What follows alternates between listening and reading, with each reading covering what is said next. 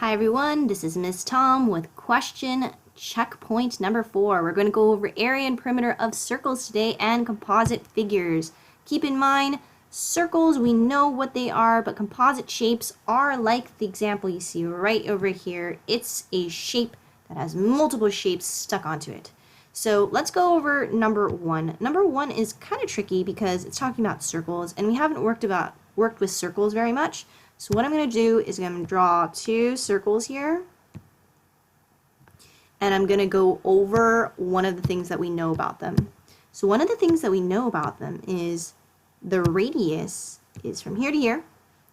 It's basically half the circle, and then the diameter, if that's the center right here, the diameter is going to be all of it. So that's the diameter. And with circles, we have 2 formulas. One of the formulas being area, and the area formula is pi r squared.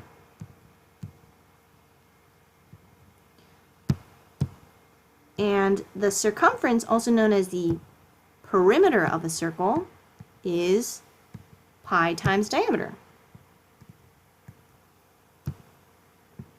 So let's go over these one at a time here. Okay, so we're going to do area is pi times radius squared, so we're going to go area is equal to, instead of pi, we're going to write 3.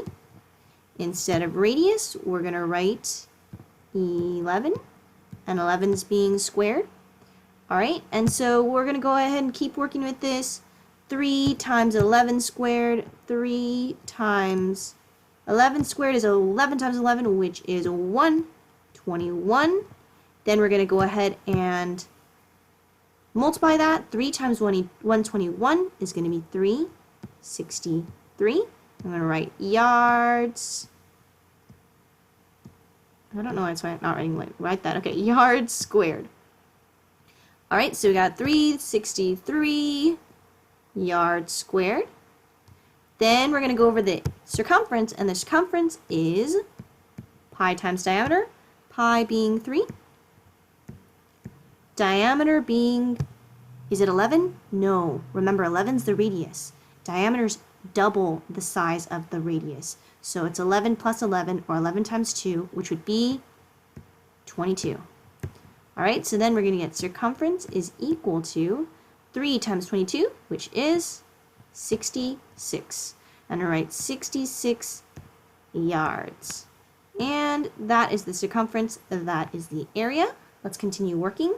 We have a rectangle and a triangle within it, and we want to find the shaded area. So in order to find the shady part, we want to make sure we find the triangle first. Okay, so the triangle what we're going to do is we're going to do base times height divided by 2. That's what we're going to do. Okay, I don't know what that was.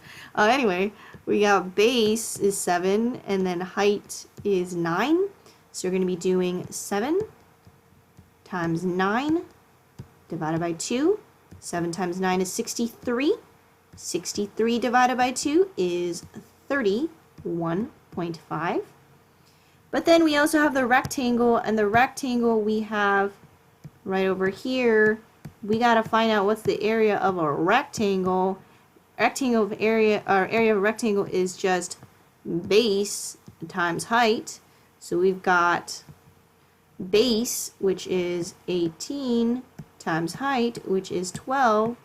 What's that going to be equal to? So we've got to do 18 times 12. I'm going to use my handy dandy calculator. 18 times 12, that's 216. So we know that's equal to 216. And so what do?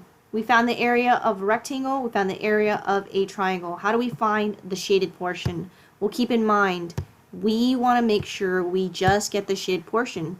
If I find the area of the rectangle and add it plus the triangle, that's not going to work. That's double shading.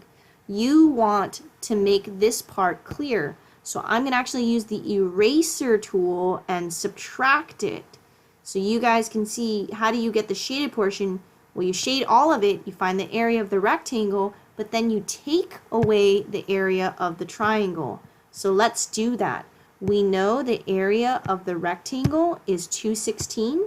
So we're going to take the 216 and subtract it from the area of the triangle, which is 31.5. And let's see what we get. We're going to need to do a little bit of borrowing here. That's going to need to be a 5. That's a 1, 5, 4. Need to borrow again. 11 minus 3 is 8. Then we've got 1. So our answer is going to be 81.1, and we're going to write meters squared because it's talking about area. So that is the shaded portion. Very nice so far. Okay, let's keep going. I am actually going to have you guys skip these. We're not doing these ones. Feel like it's unnecessary for you guys to do these ones here. So we're going to end with question number 9. Number 9 is find the area of the shaded region bounded by a square and a circle. So this is somewhat tricky because we have a square and a rectangle, or a circle. But one thing I want you to notice is that with a circle that's inscribed inside of a square, inscribed meaning it's inside, if this length on the outside is 5, that means this length on this side is also 5, which means this is also what? That's also 5. And that's helpful because that means that the diameter is also 5, which means what is the radius? Well, the radius is half of the 5, and half of 5 is 2.5. So how do we find the area of just the shaded region? Remember what we talked about earlier. All you have to do is find the area of the square, but then what do? You use the eraser tool and take away the area of the circle inside. So let's do that. Let's take away the areas. So what I'm going to do is I'm just going to completely erase all that shading, and let's do that. So we're going to take the area of the square, and the area of the square is just going to be 5 times 5, right?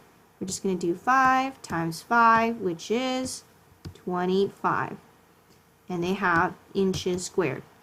And then you're going to find the area of the circle, and the circle is just going to be area is equal to pi times radius squared.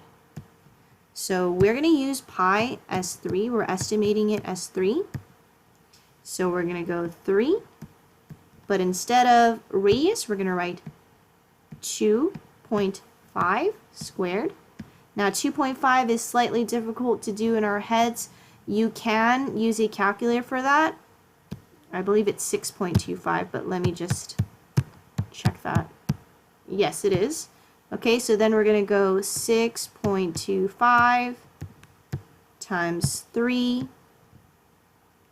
It's going to be 18 7/75. Yes, it is. All right, so then we're going to go A is going to be 18 7/75. But remember, you want to take away the area of the circle, so we're going to take that 25, take away the area of the circle, which was 18.75. Right? I put a 0 there because we got to make sure we line up the decimals. Going to have to borrow here, got 5, 2, okay. Then we're going to go, okay, 4, that's not enough. Right here, 14 minus 8 is 6, and 1 minus 1 is 0. So we have our missing shading area is going to be 6.25, and these units were inches squared. This was also inches squared. All right, thanks so much for watching, everybody, and I'll see you guys for the next one.